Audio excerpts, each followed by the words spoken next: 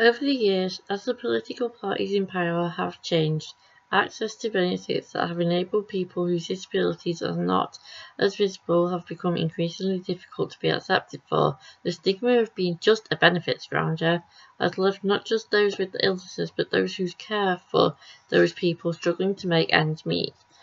Whilst it is important, as it has always been, to weed out those who were just playing the system, covering all those who have something that can't be seen, such as mental health issues which are literally all in our heads, under the same umbrella just shows a lack of understanding.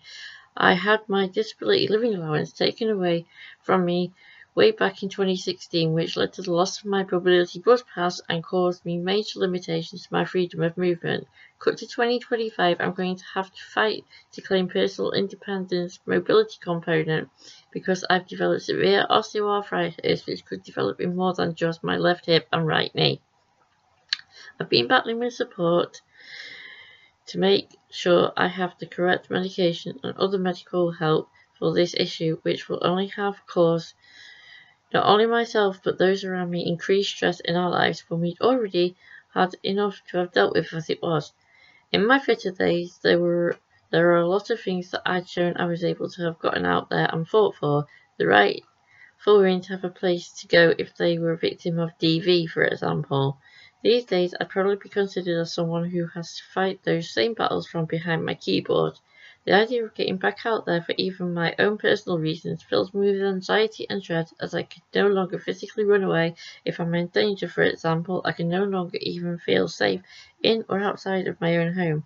I even am at risk of falls that I cannot get back up from, and those I do have some equipment and I have been given exercises, etc. It's not as easy as it seems, and the more stressed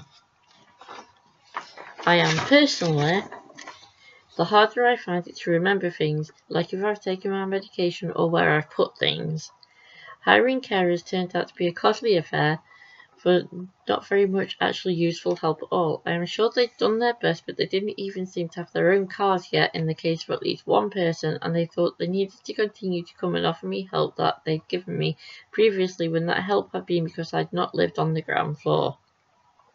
As I've said in my video on mental health issues, things in regards to benefits for those of us who have conditions such as mine or even worse ones like fibromyalgia have to be made easier to claim again.